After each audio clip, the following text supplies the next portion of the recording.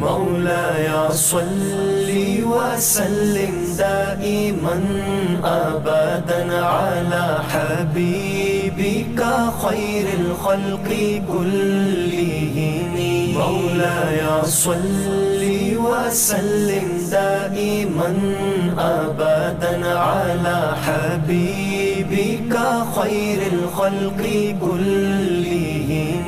محمد سيد الكونين والثقلين، محمد سيد الكونين والثقلين والفريقين من عرب ومن عجم. هو الحبيب الذي ترجى شفاعته، هو الحبيب الذي ترجى شفاعته لكل هول من الأهوال مقتحم. مولاي صل وسلم دائما أبدا على حبيبك خير الخلق كلهم.